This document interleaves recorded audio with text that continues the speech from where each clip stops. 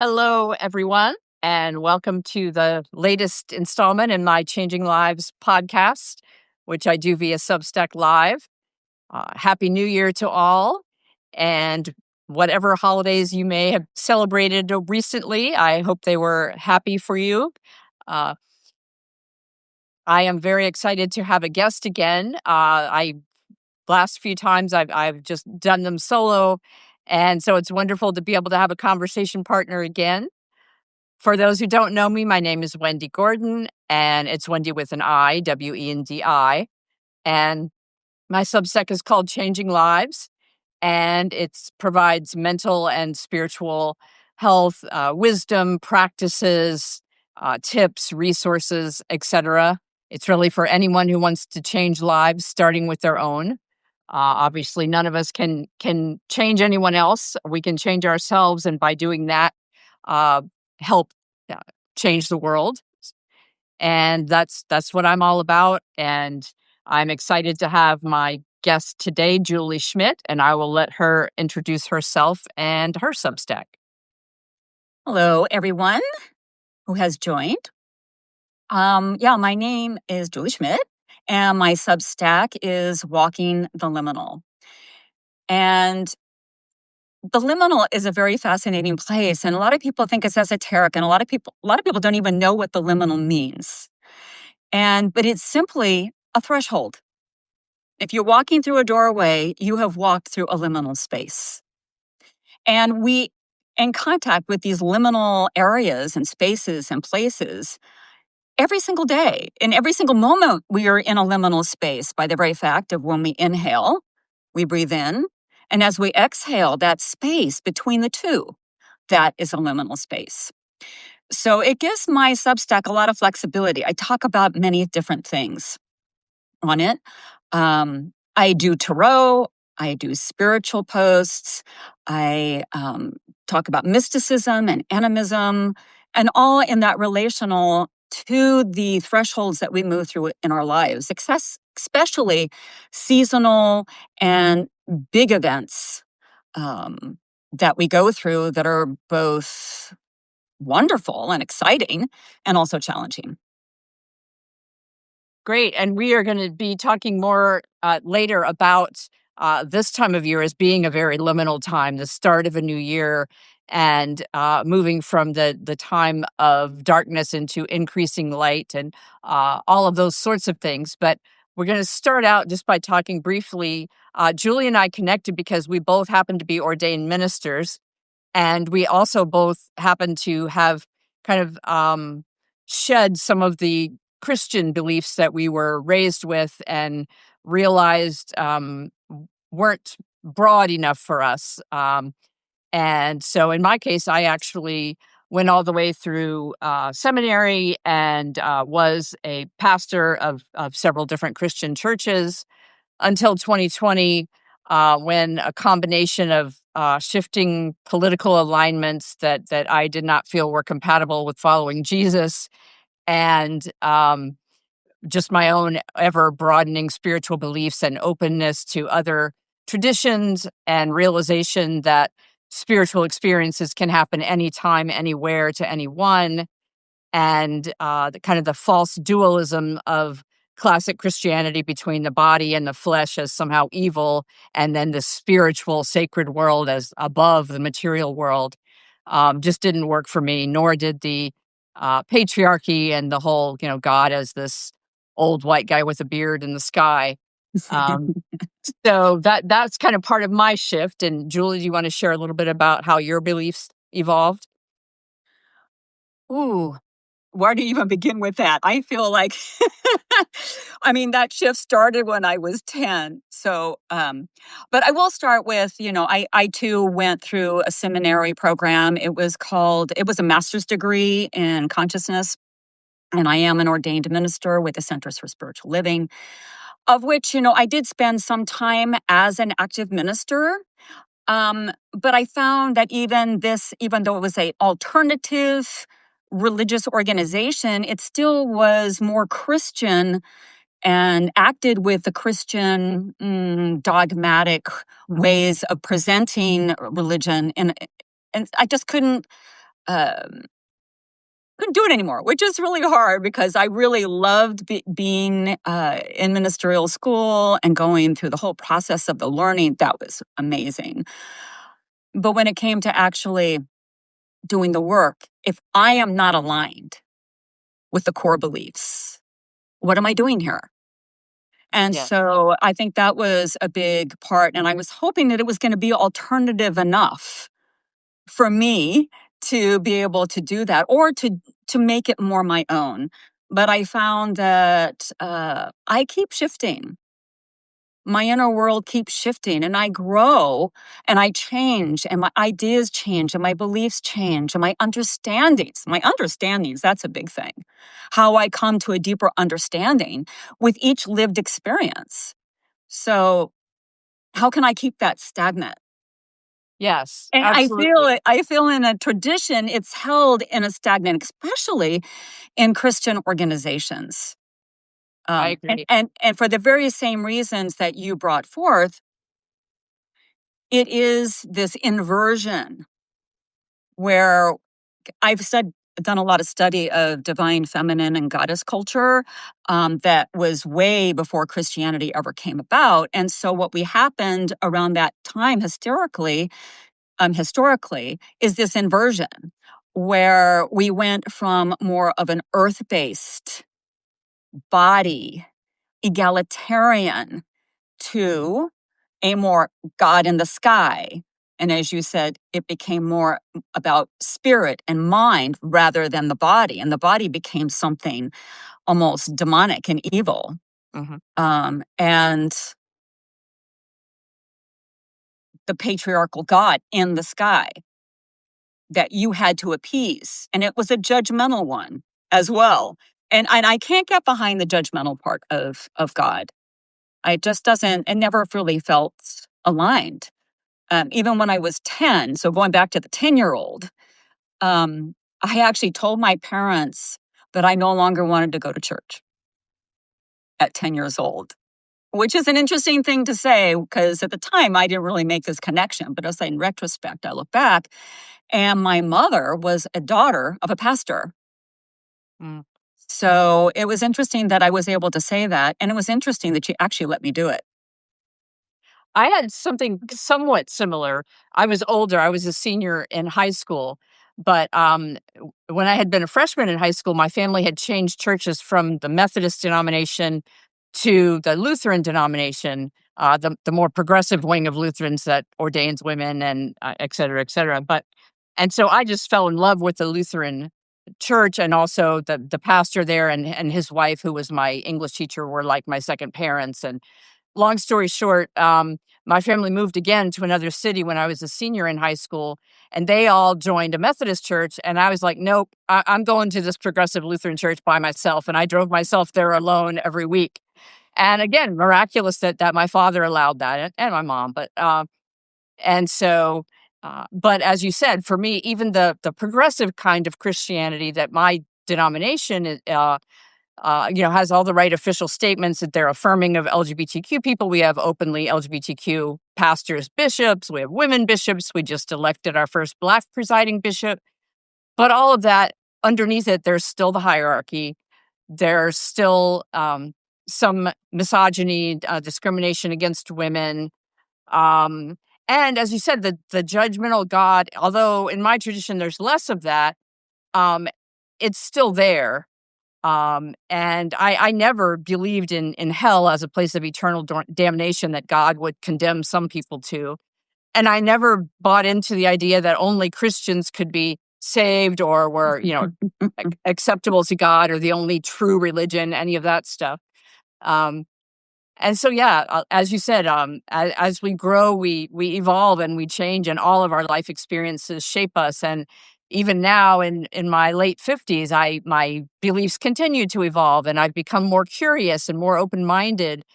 In my younger years, I would have dismissed tarot and astrology and a lot of things that I now find deeply fascinating and want to learn more about and understand more fully.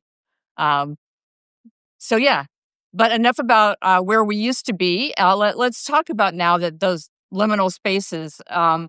kind of one thing I noticed from reading your Substack, and that is true for me as well, is that needed to hit kind of a rock bottom place before the true transformation could begin, and really getting in touch with who I am and how I want to live, and being authentic versus trying to please others and worry about what other people thought. Yeah, you're like describing the dark night of the soul type Yes. of experience for sure. And that is definitely a liminal space because we change from one understanding consciousness to something else Right. as we walk through that. And, when we speak of the dark night of the soul, it's usually considered, you know, it can last a long time. Hmm. I mean, I've heard of dark nights of the soul lasting for years. Yeah, decades. I know. In fact, Yeah. Mother Teresa experienced one for a decades long one. Yeah. And I for sure went through mine. And yeah, it went on for about, God, I don't even remember anymore, maybe 3 years, 4 years. Um, and it was really examining and re-examining. That's the key. I can't I can examine a belief or a concept or an idea, or even a pattern or conditioning that is alive in my system. And I can do that. And wouldn't it be nice if you only had to look at it once and really look at it and get the truth and understand it and then done?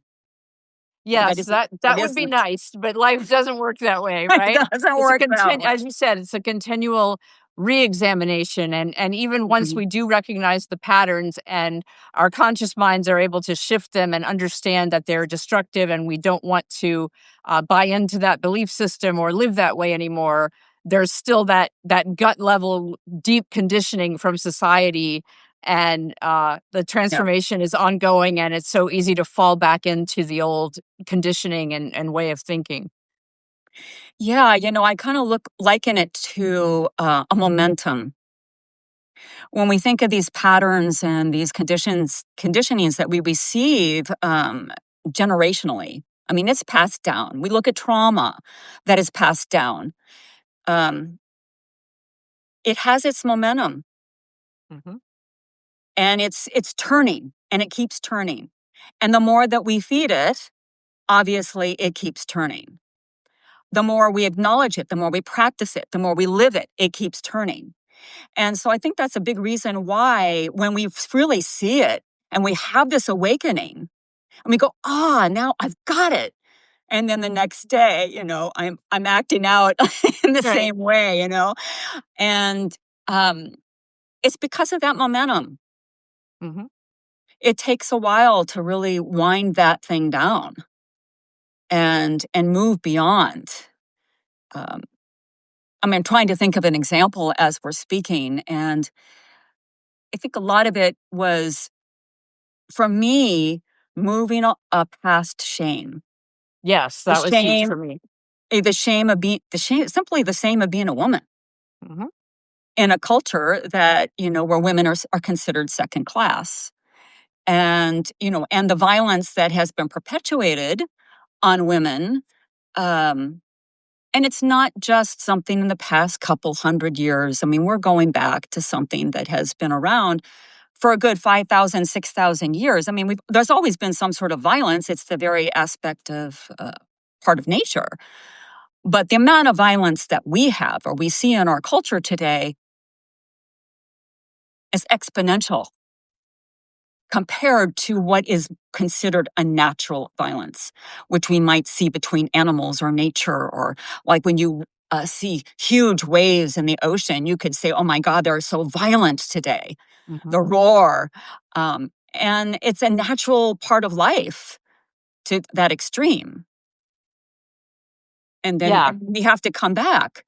But we as a culture, as a human race, I think we've gone way past that point with that. And that's what's used to keep people down.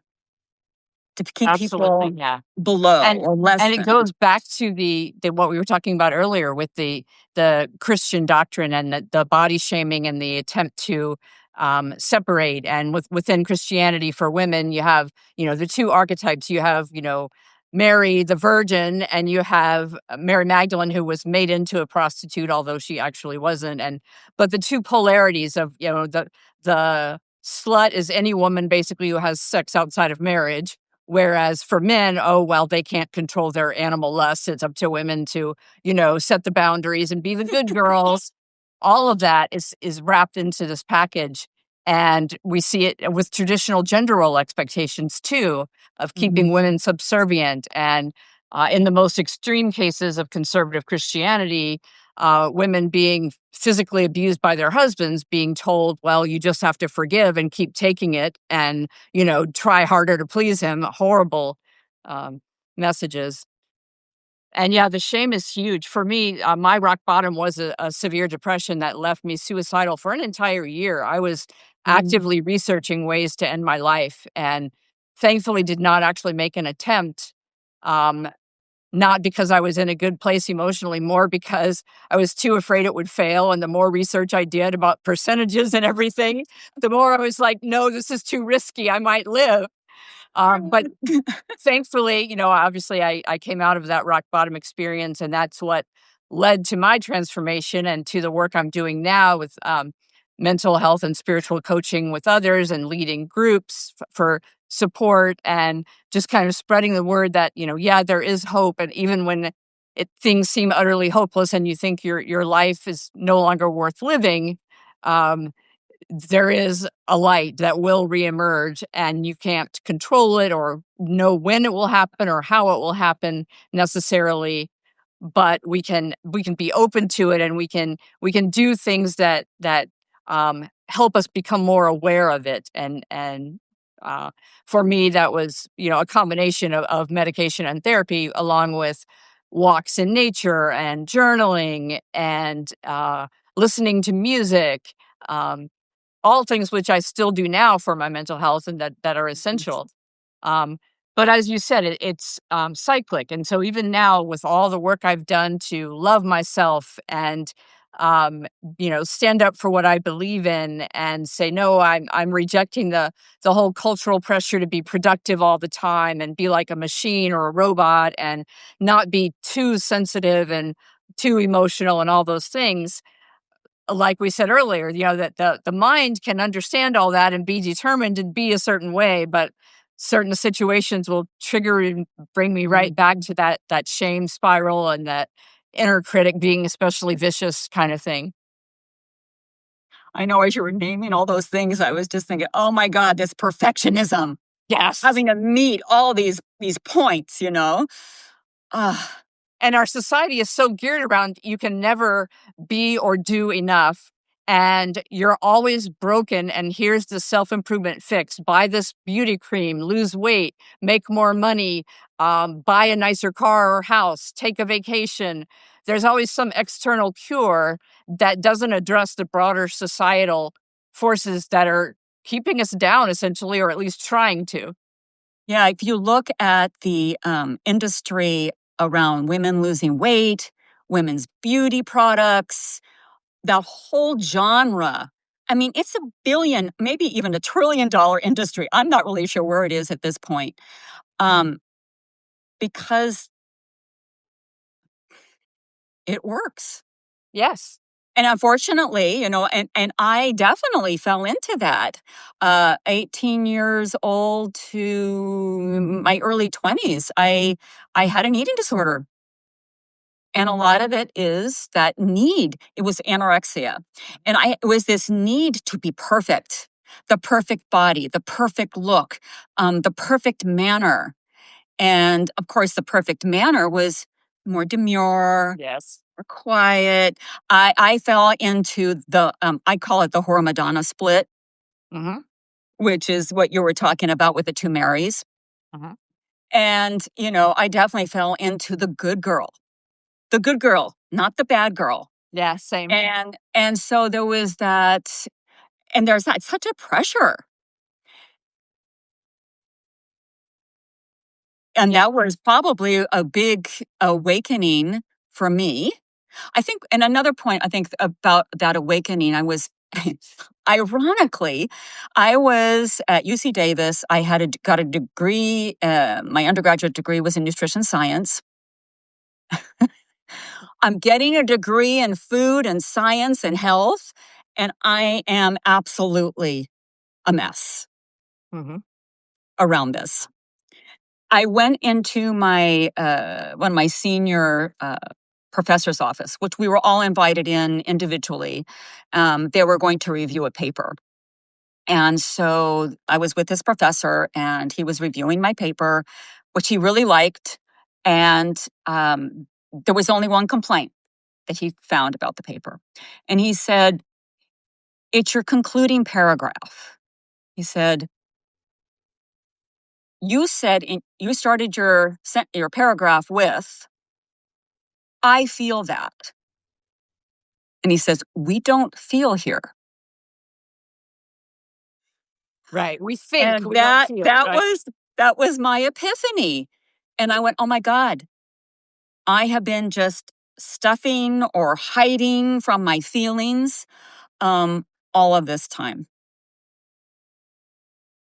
Yeah, and that leads into it another thing that I know that you're passionate about as I am, which is the need for community and for deeper listening and trying to understand not only ourselves, but each other. And our society encourages us to be siloed with people who think exactly like we do or have the same skin color, same religion, same political party, take your pick. Um, and so we are deeply divided and we are, one side, my side is always right, your side is wrong, my side is good, your side is evil.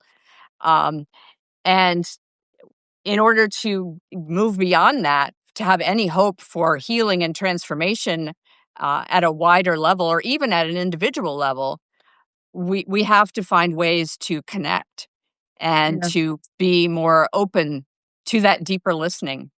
Um, and that's kind of how my Substack began and why it continues to grow is that I was willing to be honest about the deeper issues of not feeling good enough and going through this depression and so many people said, "Wow, me too. I can't believe you're writing about this openly. Thank you," And as we got deeper into it, it was clearer and clearer that no matter how different our life stories were, whatever our addiction may have been, or whether or not we had one, whatever our religious upbringing, underneath all of that was that core fear of not being enough and belief that we Yeah. aren't, and therefore we have to produce, we have to perform, we have to achieve.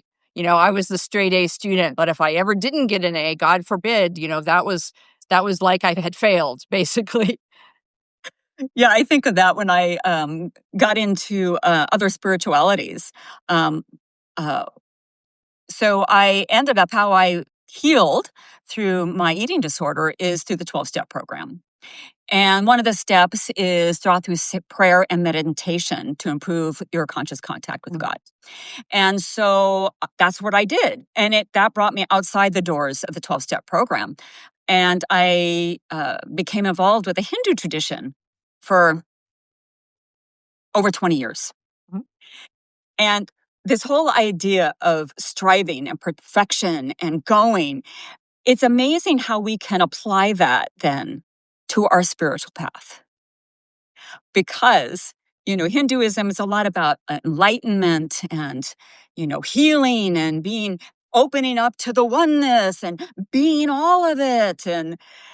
And there's this carrot, it feels like. That's the analogy that tends to be used, is that carrot that's in front of the cart for Mhm. for the mule to keep Right. going because it's continue going toward the carrot, but it never meets it. And I feel like that is a lot of what spirituality can be. And I think that's does a disservice for many, is this continual striving. We're still acting out that perfectionism Yes. in the spiritual path, which is a fascinating thing to come Yeah. to see, And to sit along back with in. along with that, I think is the whole concept of certainty, that there is this point that we're Yeah. striving for, that is this perfection, and that there's usually an external leader, guru, book that is the key to reaching that state. It's never something that we are capable of from within or that's already within us. It's always something that we have to keep reaching for that we can never quite attain. But if we just follow this spiritual leader or read this book or do whatever, then we're doing the right thing, and those other people over there that are doing it differently are doomed. Right. And you go back to the Christian faith, and we have to be saved. Right. We will never get it on our own ever. We have Right. to be saved. And so then what we're acting, what do we do to be saved? Well, we have to be a certain way. Yeah. Can we be that certain way so that we can be saved, so that we can make it into heaven? Or we have to believe that someone else, Jesus, took the punishment that we deserve for being awful people, and then we'll be saved, because of him. But again, it's that external, we need some kind of savior figure to save us from ourselves, essentially, because we're terrible people. And there's that message. And there's, the root of the shame, isn't it? Yes. That we're not good enough, just as we are with our imperfections and our uncertainties and our mistakes and our errors and not having a perfect body and not being in the perfect place at the perfect time and not having the great job or the perfect car or the house. There's so many ways that our culture measures our worth. Yes. And it's hard. I fall into that, and I've been working on this for years. I fall into that a lot. This I do too. measurement, Mhm. and this worth, and I don't even know if that's a word I want to use in this moment, but it's all I got at this as I'm saying this. It is immeasurable. Hmm. It cannot be measured because that inner world is not based on outer expectation. It's that when we were bringing up prior, that relationship and the necessary of us coming together as community, as collaborating, that we meet heart to heart, and that we are Yes. connected in so many ways that are beyond these physical ideas of how we connect. We literally are connected. As I love the analogy of the mycelial network that's beneath the ground, Yes. that root system.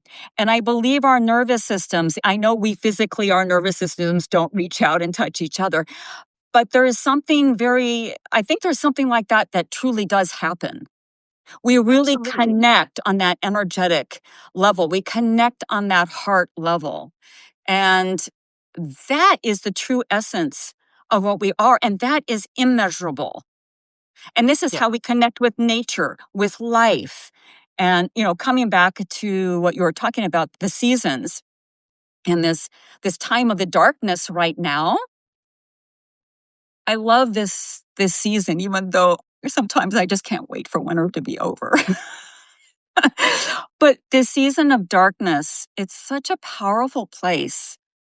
It invites us to rest in a culture that is constantly, as we've been saying, striving, consuming, producing more, more, more.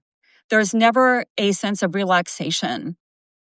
I was And considering. reflection too. Yeah. Introspection, as well as, again, those deeper conversations where we don't, decide in 5 minutes whether the other person is worth being around or not. Um, and so, yeah, I know we were talking before we went live about the need for more of those in-depth conversations. And I was sharing how in the spiritual support for Weary Souls Zoom group that I did in 2025 and that I'll offer again this year, um, there were about a dozen of us, and we had, an atheist, a witch, a pagan, you name it, from diverse traditions. And yet, by the end of the 6 weeks, half of the participants said, "We will pay you extra to keep meeting." I've shared things here I've never shared with my family or my closest friends, and there's just this bond that develops when we drop the mask and we Yeah. talk about our spiritual experiences that we think, are weird or out there, and if people knew that about us, they would reject us, and we find out that other people have had a similar experience, or if in the group, some of them were like, "Well, tell me more. That sounds. I'm curious. That sounds really fascinating and powerful." And uh, so it's just so important to have those connections, and that's one of the changes, the new beginnings that I've made going into this new year. Is that for my paid subscribers, we're going to have monthly live Zoom gatherings, and I also changed my comment section to where only paid subscribers can comment because I want that deeper community, that interactive Yeah. nature where we do connect energetically and we share information and resources and just the realities of our lives. And there's not this performative culture that much of the internet has and real life and person to person has, but instead we're just get real about our struggles as well as our proud moments, and it's all okay and part of being human. Yeah. Yeah, that performative culture, that just really nails it. I feel when we get into groups like this and that you're mentioning here, it it invites that element of and permission to be vulnerable. Yes, And I believe that that vulnerability is really the key access point where we can meet each other because it's that willingness to take down those masks. hmm, It's the willingness to step out of the shame game or the perfection game and meet each other where we're at. Honestly, can yes, honestly say to each other where we're at and what is happening in our lives. And it is through that connection that we start seeing our similarities. And we know that despite how we might look here or how we might, live in our environment, that deep inside ourselves, we all experience the same trials, the same tribulations, the same challenges. Yes, they might look different, but our experience of them and how we move through them, there are similarities, and we are more alike than we are different. absolutely. Yeah, that's such a badly needed awareness and awakening in our world. I'm a huge fan of Valerie Carr's work, and um, she has a book, See No Stranger, and her whole message is that every other human, she says, "You are a part of me that I do not yet know." And Mm, I just love that. And she comes from a perspective of being a Sikh activist and someone whose religious community was the source of horrible, and still is the source of horrible discrimination and hate crimes because the men wear turbans. And so after 9/11, they were targeted and presumed to be right, Muslim. And um, so this isn't, coming from some abstract intellectual place. She has lived it, and the challenge of forgiving people for truly horrific things and of searching for some common ground or reconciliation where possible and where safe, while still, requiring the accountability and not excusing abusive behavior or, tolerating it. Um, I think that's really what everything comes down to is not denying the past or the present and not excusing or allowing bad behavior to continue. We can condemn the behavior, but the key is not to condemn the person, right, to attempt to look beyond the behavior to see the wounded child, the okay, why are they doing these things, or why do they believe these things, why do they tolerate these things, and to be willing to just have honest conversations and listen without rushing to blame or shame someone or convince them that our belief system is clearly superior to theirs, and if they would just believe or do what we tell them to, their life would be perfect, right? yeah, yeah. I'm right there with you on that. I think that's also when we look to the culture and this divisiveness of division, this focus on polarization. It's pulling apart. It's isolating. And I don't think our current culture could continue if it didn't do this. And so this is why I believe community is so important. That it is really this grassroots type of way of which we can move into a different way of relating with each other and living in this world, Yes. to move beyond this division. And this is why the liminal is so, I'm so intrigued by it. I grow more intrigued with it every day because the liminal is that space between the opposites. I mean, when you can look at nature, and my favorite one is when the ocean touches the land, Mhm. the water touches something solid. That to me is this beautiful liminal space. And that's so you can see that in the physical. It feels neutral. Mhm. You see that like when the forest meets a meadow. That's another example. And so it's that willingness to, in a sense, marry the opposites. Yes. And I love that. So and I wish that I could do a diagram here. But just imagine like two circles next to each other. Like this might be one point, maybe bad. This is good. And the idea is to bring the circles together. What are they creating? What is that overlap Mhm. that is birthing something new because we're bringing this together? We're bringing the opposites together and allowing them to dance. Yes. And not and one side might lead more than the other, but then there's a shift, and then the other side might lead. Because usually there is movement in that. We're not going to just stick right there in the liminal space the whole time. Are you ever just in the threshold of a doorway? So we're it's a constant moving through them, but we can marry these opposites. And that is why I feel we've been also talking about that good girl, bad girl split, the Madonna whore, the body versus the spirit, um, the ground or the earth versus, Sky. God in the sky. Let's bring these together. Absolutely. What would our world be like if we really brought all of this together? And And that to even me is why the liminal is so potent. yeah, and even in terms of individual healing, you think about, whatever trauma or addiction or anything that or just cultural programming that we're healing from, the way that we do that is by reuniting our inner parts and by examining that shadow side that we have exiled or shamed and learning to accept it and reintegrate it. And so you just expand that to the same reintegration with other people. And you mentioned like the marriage of those different elements that brought to my mind literal marriage. My husband and I met in 1990 and married in 91, and we're still happily together. And it's because, as you said, there's that dance. There are times when I need to be the stronger, more supportive partner because he's really struggling. And there are times when I'm really struggling and he takes over responsibilities that I normally do because I just am not up to the task.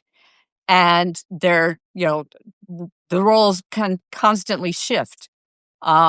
He's normally the cook and I do the dishes, but there are times when he will also do the dishes because I'm sick or I'm intensely focused on getting a book finished or whatever.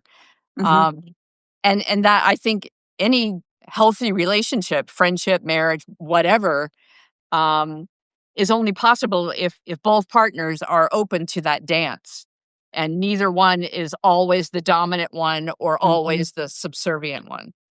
Yeah, there's no defined roles. Yeah, I'm this role, you're this role, and you can only stay in those roles. right. It's interesting that you shared that because that's a similar timetable to mine. We got married in 1990. Mm. And so I don't know what that means, 36 years or something like that. Um, yeah, we do that dance. And I love that we do that.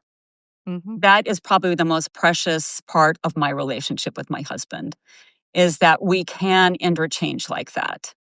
Yes. And again, part of the division in our society now are arguments over gender and over Mhm. roles that are appropriate. And there's the alpha male contingent and the trad wife movement that are trying to make very strict gender roles. And if we just went back to the days when women had no rights, then our society would function like it's supposed to, with men taking charge and all of that kind of thing.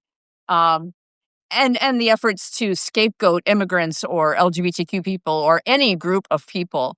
Um, and yeah, and the same happens, to be fair, those of us on the left, to the progressives, and I will own that for myself. I can be just as judgmental and condemning and unforgiving of Trump supporters as they are of their targeted groups.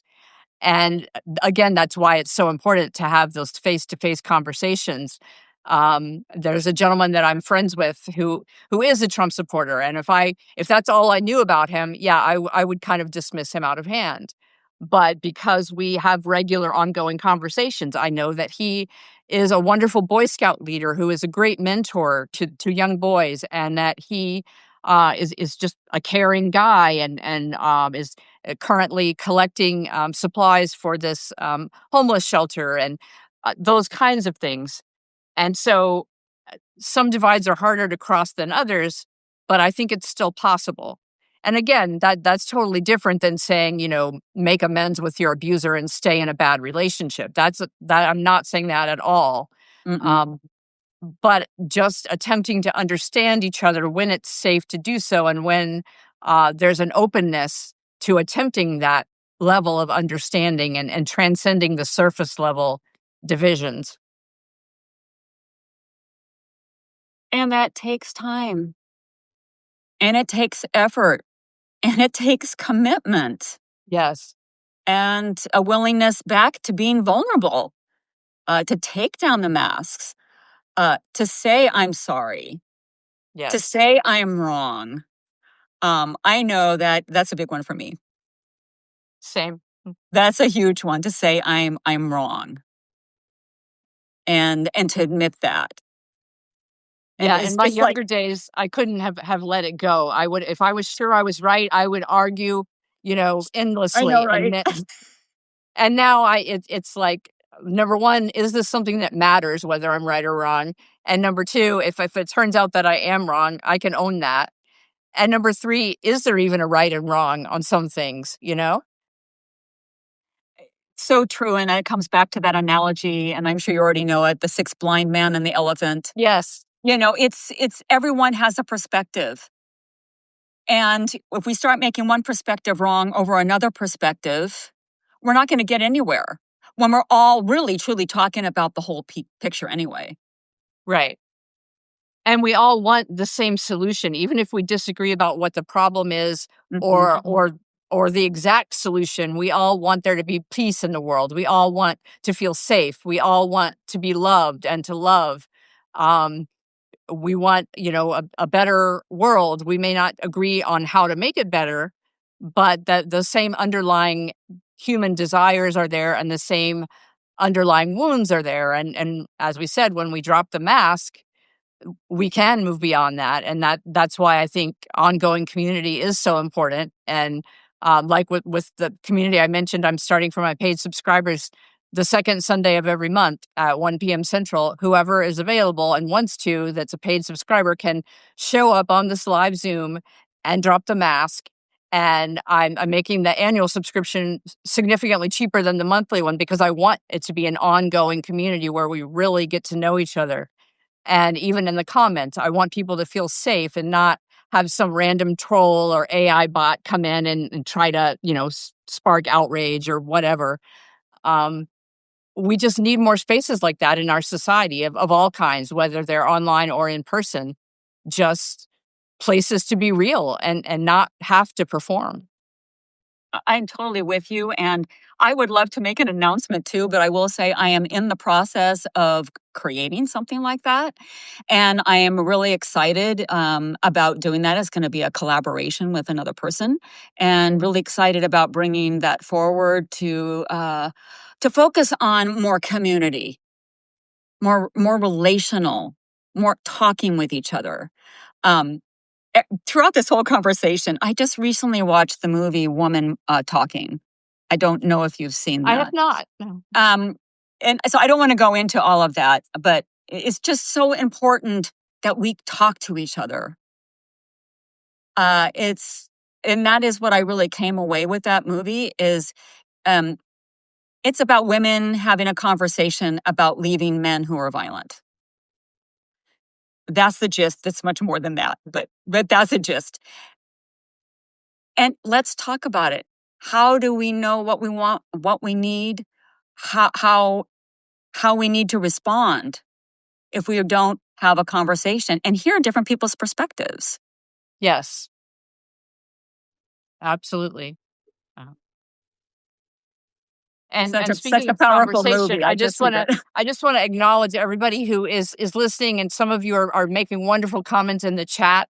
I am one of those people who isn't capable of multitasking, and so I can't focus on one conversation and also comment on the chats. But I do see them and appreciate very much those of you that are sharing your thoughts in regards to our conversation. And this video will be posted later. And if you want to comment on it there, you can. I am my video post. I am really allowing everyone to comment on because they are also on YouTube and the audio is on Apple and Spotify. Um, so yeah, we welcome your input as well. And I just think the more people at the table, the better, and that is the key to transforming our society is realizing that we have more in common than we have that divides us. Well, I know that you mentioned, Julie, that you needed to go about this time, and Mhm. I normally limit these to an hour anyway, so we're getting close to that. So I just want to thank you for your willingness to have this kind of honest conversation and talk about the power of these liminal spaces and even the darkest night of the soul, that how that the transformation that can emerge as a result of that. Thank you. This has been really wonderful to be here. I know we've been working on planning this for a while. We've had this on the dock for quite a bit. So it's really exciting to finally get here. Yes, it is. And I very much enjoyed our conversation, and um, hopefully we can collaborate in some other ways as time goes on. Because, Yeah, I as you would love said, to. collaboration and community are the key. Our society always wants us to compete with each other, and we don't need to. There's room for Mm. everyone. Yeah, I would truly love to continue this conversation. I think we brought up so many points that it would be wonderful just to pick maybe one or two of them and really Yes, dive deeper into them, right? Um, yeah, we should do it again. I love it. great. Well, thanks again for being here. And thank you to all who have watched this live. And if you're watching this either live or later, and you want to find out more about my community, my Substack is just wendygordon.substack.com. Again, it's Wendy, Wendi, Gordon.substack.com. And I would love to have you in my community as well and benefit from your wisdom. I also do private coaching, and I'm very upfront about the fact that I'm not some spiritual guru with all the answers. My role is to help you find and trust your own answers. I believe that all of us have an inner compass, and it's just a question of being quiet enough to get in touch with it again, and learn to trust it again. And so that's what I do. I don't tell you what to believe or do. I help you decide for yourself what you are being led to believe or do. Uh, so with that, we'll say Well, goodbye. And I'll oh just yes, can I just say my Substack is Walking the Liminal, and I also do a spiritual coaching, I'm a spiritual doula. I've never really been able to find a name that I'm really comfortable with in regards to that, but very similar to what you do, Wendy. It's really just unpacking. Yes, and I will say, Julie's Walking the Liminal Substack is fantastic, and she does tarot readings, cards, even just the artwork on the card decks is beautiful. I love looking at it. So if you haven't already checked out her Substack, by all means, do that as well. Um, and yeah, we do similar work, but yet from our own perspectives, and um, it's all good. There's room for everyone to. We all have Absolutely. gifts to offer. So thank you all again, and I will be back next week with another guest. In the future, I'm going to do monthly lives instead of every week, so I can do more written, in-depth posts. But for January, I do already have several guests booked. So join me same time. I think it's same time next week. I'll let you know for sure later. But anyway, thanks again, and bye for now.